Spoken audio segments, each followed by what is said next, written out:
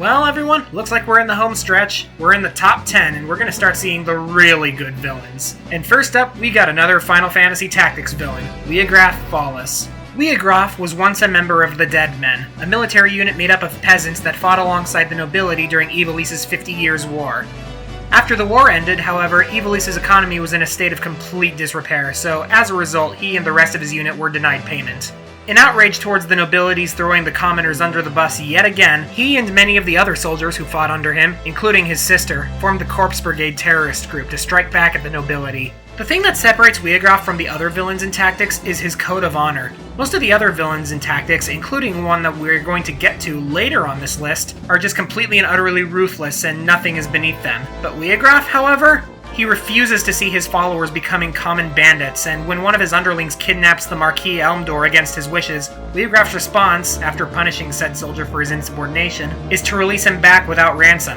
His goal isn't to get revenge, it's to reform the way the country is run so he and his fellow commoners won't keep getting screwed over. Really, despite his extreme measures, his intentions are noble, pardon the pun, and he could have been a heroic rebel if things had played out differently.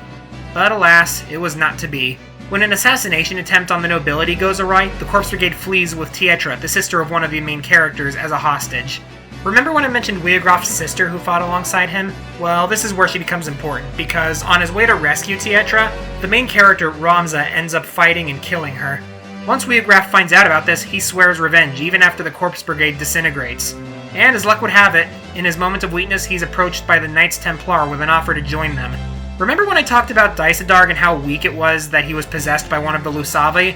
Well, the same thing happens to Leograph, except here, it honestly feels like a natural extension of his character. The entire point of his character is that he throws away his morals in an attempt to get petty revenge. So him being taken over by a Lusavi actually works to the character's benefit instead of just cheapening the conflict.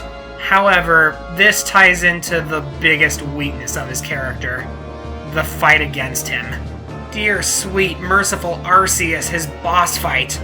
Okay, when you finally confront him for the last time late in the game, the fight comes in two phases. A one-on-one fight between him and the protagonist, Ramza, and then an all-out fight between the entire group, and Leograph's new demonic form and his demonic allies.